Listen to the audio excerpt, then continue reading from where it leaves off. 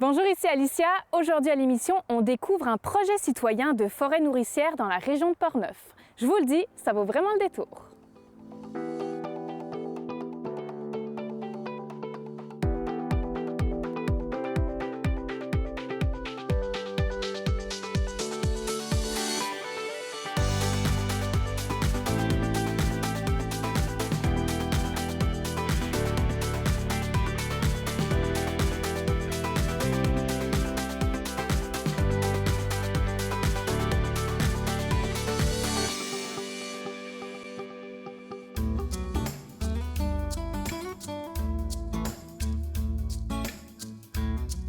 Aujourd'hui, on vous parle d'un projet citoyen en plein cœur de Saint-Raymond-de-Portneuf. Et Jean-François, tu es l'un des initiateurs du projet.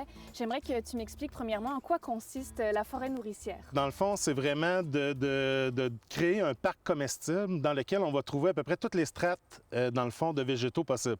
Fait qu'on on va partir du champignon jusqu'à l'arbre mature. On est entouré justement de pommiers, etc., d'argousiers. On a des arbustes, des vivaces. Tout ça vivent comme en symbiose ensemble de façon à créer un parc comestible où ce qu'on trouve quelque chose à manger, à regarder évidemment, mais quelque chose aussi qui est, je vous dirais, vivace, qui va s'autosuffire sur le long terme. C'est un peu ça l'idée, c'est un projet de permaculture axé sur les fruitiers. Puis, bon, toutes les plantes qui viennent avec ça vont travailler en symbiose. Puis plusieurs plantes qui vont tout simplement fixer l'azote pour permettre à certains arbres fruitiers d'aller justement en consommer. On va utiliser de la mycorhize, on va utiliser vraiment tous les produits naturels possibles et le bois réméal fragmenté, le BRF, qui est à la base du site ici, là, parce qu'on a, dès le départ, vite réalisé que ce n'était pas le site idéal pour créer une forêt nourricière. Parle-moi un petit peu justement de quand vous avez commencé du point A à maintenant, parce que comme tu le dis, le site au départ, c'était pas tel qu'il est aujourd'hui, donc il y a eu beaucoup de travail là en arrière. Dès le départ, les premières journées de plantation ici, premièrement, c'était une friche.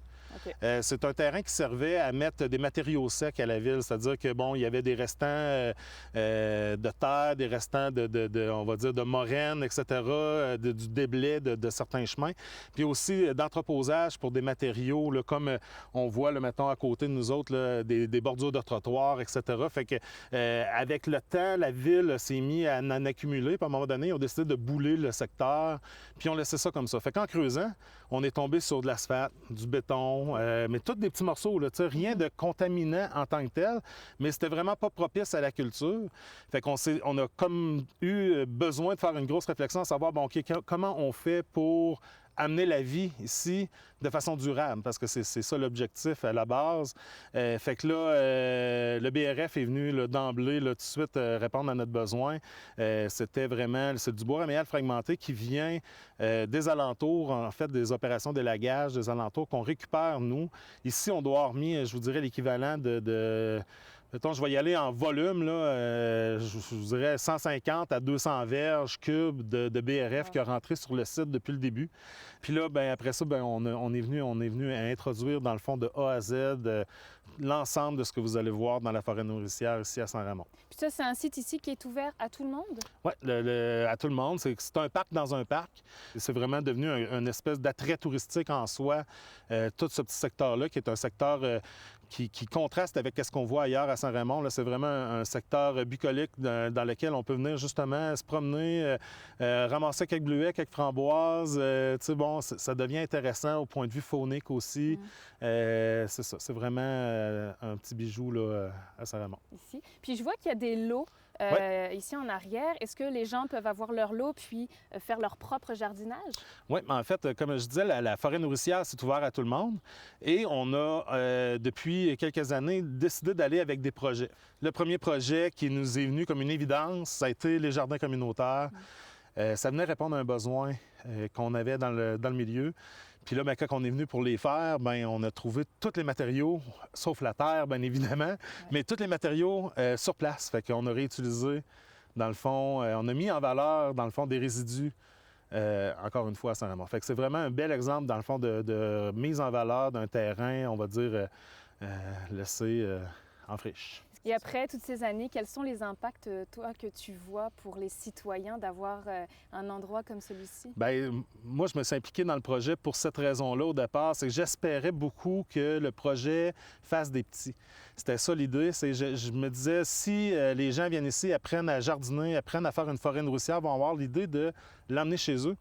Puis c'est ce qui arrive de plus en plus. On a beaucoup de jardiniers qui ont commencé avec un jardin ici, puis qui ont vu que c'était faisable de l'emmener chez eux. Ils sont partis, l'ont fait chez eux.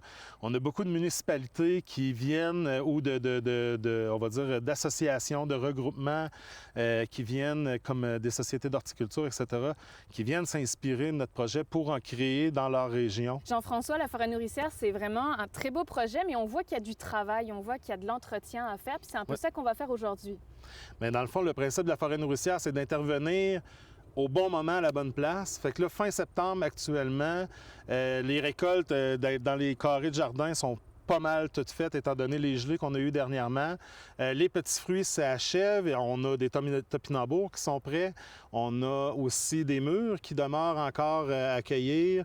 On a de l'argousier qui est prêt. Puis là, le beau temps là, de l'année, c'est intéressant parce que là, on peut bonifier. Fait que là, aujourd'hui, je vous amène justement dans une plantation. On va planter du houblon. Parce qu'évidemment, il faut en avoir pour tous les goûts dans une forêt nourricière. Fait qu'on va planter du houblon.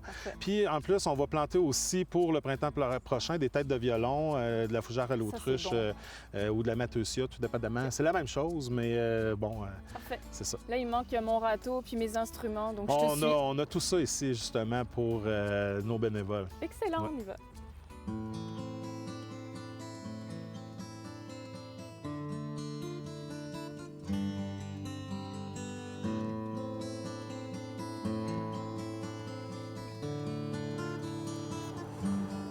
Là, j'allume avec du charbon de bois parce que ça va mieux. Puis après ça, je mets mon charbon là, à l'anthracite.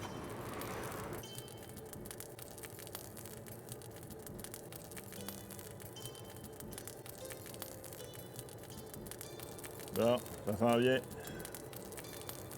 Mon nom, c'est Stéphane Chenard. Je suis forgeron, ferronnier d'or en fait. Et puis, je fais ça depuis 9-10 ans environ. J'ai installé un nouvel atelier, style forge mobile, un truc qui n'existe pas au Québec, là, c'est unique. J'ai un atelier de forge et aussi un atelier de soudure mobile. J'ai mixé les deux, fait que ça me rend plus polyvalent. Ce que j'aime dans la forge, dans l'art en général, c'est qu'on n'a pas de routine. Fait que moi, j'aime essayer de toucher, au métal, mais à toutes sortes de métaux et non-métaux. Du cuivre, du bois, je joue avec de la résine pour faire des sculptures. Je vais jouer avec de la pierre, toutes sortes de matériaux que je vais amalgamer à mes pièces de fer forgé. Du vitrail, plein de trucs comme ça. Là, ça fait un beau mix, là, à un moment donné, là.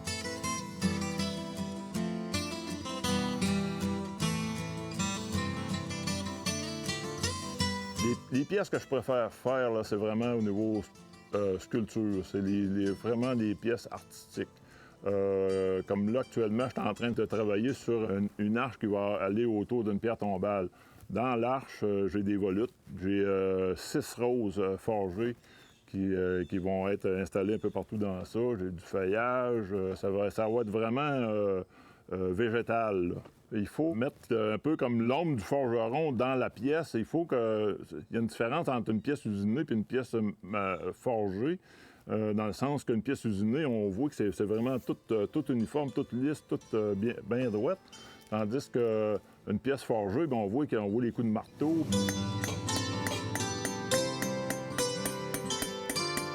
J'avais décidé cet hiver de tout arrêter.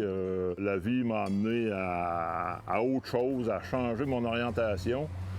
Et puis, la COVID a fait qu'avec l'intérêt du monde pour l'achat local, puis encourager les artisans, puis ces affaires-là, ça a comme créé un intérêt nouveau pour les trucs que je fais. J'ai regardé un petit peu sur Internet, trouvé un trailer, je trouve, superbe trailer qui était déjà prêts pour moi, pour me recevoir. Les panneaux qui roulent sur les côtés, puis les deux surfaces de travail exactement à bonne hauteur pour moi. Ben, j'ai dit, on va s'essayer.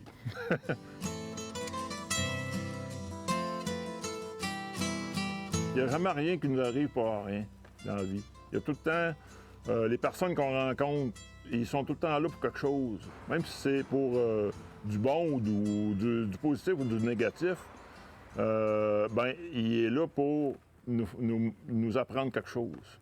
Fait que toutes les embûches que j'ai eues l'année passée, cet hiver, la COVID, c'est tout là pour, à quelque part, nous renforcer, nous aider à être meilleurs.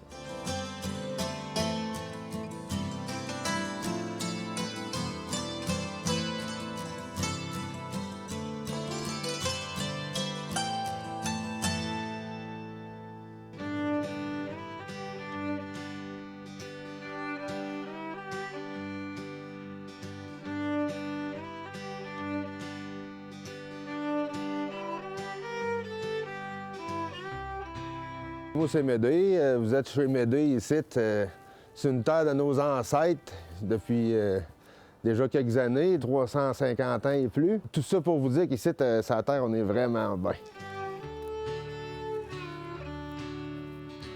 On travaille toute la journée, on fait les mêmes gestes que nos ancêtres. On fait les mêmes pas, les mêmes gestes. Regardez ça, là, ils l'ont pris dans le temps. C'est sûr et certain. Fait que nous autres, on continue à le prendre. Fait que, tu sais, c'est les mêmes gestes. Fait que le soir, on va jouer de la musique, puis le jour, on travaille très, très fort sur les terres. Mais sauf qu'on fait beaucoup plus de variétés que les autres faisaient à l'époque. Si vous passez par Neuville, de par le chemin du roi, du petit matin jusqu'au soir, quand ça fera votre affaire, dirigez l'automobile vers ce magnifique endroit. L'agropole vous y attend, il vous accueille en gendarme. Oh oui, on en a des légumes, des carottes, du brocoli, oui, des betteraves, puis des radis. On a grandi dans le travail, puis dans le bon travail, parce qu'on n'était pas obligé de rester sur la terre. Ça a toujours été donné de père en fils. Personne n'a jamais acheté la terre. Fait que, tu sais, c'était vraiment un bon vouloir de venir travailler sur la terre. C'est pas une exigence, parce qu'on avait le droit d'aller faire n'importe quoi. Même les autres qui nous ont suivis avant nous autres, ils avaient le droit de faire ce qu'ils voulaient. On a su l'apprécier quand on était jeune. C'est pour ça, présentement, qu'on est encore là. C'est important de nourrir le monde, c'est important de travailler, puis de travailler en famille. Nous autres, on aime bien ça, travailler en famille. Puis ce qui est important, après d'avoir travaillé, c'est de s'amuser. Puis c'est là que mes ancêtres, eux autres, ils nous ont passé une tradition. C'est que, oui, il y a le blé d'Inde, il y a le maraîchage, il y a les vaches, il y a les cultures, il y a la musique aussi. Fait que, pour moi, un musicien qui arrive pour jouer le soir dans son spectacle ou qui va à son local s'amuser avec ses amis, c'est ça la vraie musique. Travailler l'agriculture, c'est ça le vrai travail. Je pense que plus que tu travailles le jour, plus que tu vas faire ton spectacle encore mieux, même si tu es brûlé. C'est de la bonne fatigue qui appelait à l'époque. C'est un méchant bon vivant, presque toujours souriant. Si tu le plies, tu le mettras en maudit. Il pisse le conso dans le clos, en le donnant ses bons mots. J'aime autant qu'agresse la terre que me laisser dire quoi faire. Il y en a plein qui disent « Ah, l'agriculture, ah, l'agriculture ». Mais quand c'est le temps de venir travailler dans l'agriculture, c'est beaucoup moins beau. Parce que c'est pas rien que ça, l'agriculture. L'agriculture, c'est d'être là sans arrêt, non-stop. Puis je pense que ça, c'est valorisant. C'est ça qui nous fait lever le matin. Puis, pas rien que ça, tu sais. C'est ça qui nous fait tenir toute la journée parce qu'on se nourrit nous autres mêmes. La base de l'agriculteur, c'était pas de nourrir la planète, là. C'était de se nourrir lui-même. Parce que quand il s'était arrivé ici, Nicolas Landlouet, là, il voulait pas nourrir 10 familles, lui, là. Non. Il essayait de passer son hiver. Fait qu'en repensant à ça un peu, là, pourquoi, lui, il faisait ses légumes? C'était pour se nourrir.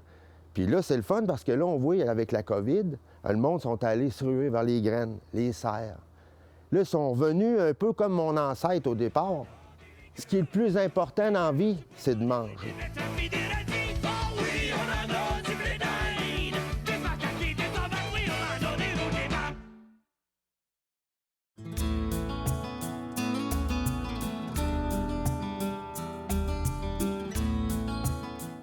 j'ai vu qu'il y avait de l'oseille. Puis l'oseille, ça a une signification pour moi parce que quand j'étais plus jeune, dans le jardin de mon grand-père, j'allais tout le temps dans son jardin pour manger de l'oseille. Puis j'en mangeais des feuilles et des feuilles là, jusqu'à ce qu'à un moment donné, j'ai mal au ventre. Puis son petit goût acidulé, on dirait que ça me ramène en enfance tout le temps. C'est bon. Voilà. Ouais. Alicia, je t'introduis à la plantation de houblon. OK. Comme tu peux voir, on avait déjà installé une structure parce que des fois, quand on fait des choses en communauté, c'est pas tout le monde qui est au courant de tout. Fait que le houblon avait été, dans le fond, mis dans les mauvaises herbes. Fait qu'on le réintroduit aujourd'hui ici. Fait que je te laisse faire le trou, je vais chercher le houblon, je reviens. D'accord. Là, j'enlève la terre comme ça. Oui, juste la mettre à côté. Le houblon, bien, ça devient intéressant à l'introduire dans des forêts nourricières parce que, c'est une plante grimpante, c'est une vivace qui n'est pas comme une vigne, etc. C'est pas une plante qu'on a besoin d'entretenir réellement. C'est une plante qui va partir puis qui va, dès qu'on va l'avoir mis autour du fil qui est ici, va grimper tout seul pendant son été. Puis ça devient intéressant dans le but de diversifier aussi. C'est le fun de faire des fruits, etc. Mais là, il faut penser à peu près à toutes les avenues possibles. Puis là, on est rendu à Saint-Raymond à penser à diversifier de plus en plus. Fait que le houblon devient une évidence à partir de là. Fait que dans le fond, je vais te laisser l'introduire dans le trou qu'on a creusé. Reste à se rajouter du BRF, puis on a terminé. Super. Donc ça, c'est du BRF? Oui. Et qu'est-ce que c'est exactement du BRF? Du BRF, c'est du bois réméal fragmenté. Nous, on le récupère des élagueurs dans le secteur ici. Dans le fond, eux font des opérations de coupe d'arbres, etc. Là, on vient introduire du feuillu à l'intérieur. Le feuillu, lui, en se décomposant, va venir, dans le fond, nourrir le sol. On donne même une conférence, ça s'appelle le faiseur de sol. C'est le BRF. On crée un sol à partir de rien avec ça. L'avantage, c'est qu'il sert de paillis. Fait qu'on contrôle la mauvaise herbe. Puis en même temps, bien, on vient amender notre sol. D'accord. On n'a pas besoin d'en mettre énormément. Il faut en mettre souvent. Voilà. Aussi simple que ça. Là, on le laisse aller jusqu'à l'année prochaine. On le laisse aller jusqu'à l'année prochaine. L'année prochaine, le plant va avoir complètement disparu puis il va retiger. Puis là, ben, un bon samaritain va passer puis il va venir l'accrocher sur la file. Il va est parti pousser pour la gloire. Exactement. Un bon samaritain roux va passer, Oui, c'est ça. l'accrocher sur le fil. C'est toi le bon samaritain?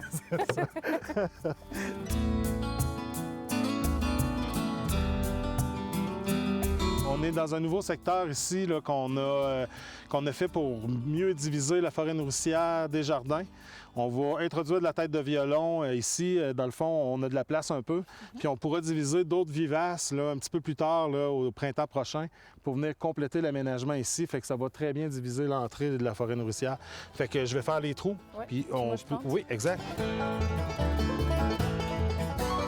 Pas grave si tu as cassé les feuilles. La parce racine que- est là. Exactement. Ce qu'on veut avoir en réalité, c'est la racine.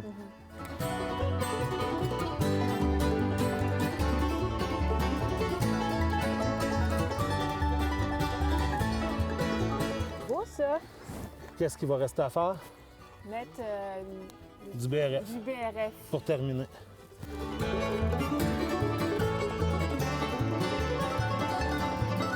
On vient toujours compléter nos plantations avec du bois raméal fragmenté.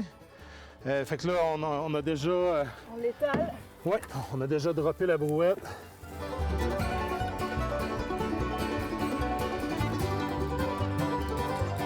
Les têtes de violon vont faner, se décomposer là et ressurgir au printemps. Fait qu'on va pouvoir, dans le fond, commencer à en manger, peut-être pas au printemps 2021, mais printemps 2022, ils vont pris assez de force pour qu'on puisse commencer à accueillir nos petites têtes de violon dessus On au va printemps. revenir pour voir ça. Voilà, exactement. Mais Jean-François, c'est mission accomplie. Merci beaucoup de nous avoir fait visiter la forêt nourricière. Bien, merci de vous être intéressé à notre projet. Là, vous êtes les Au bienvenus. Vous plaisir. pouvez revenir quand vous voulez. Parfait.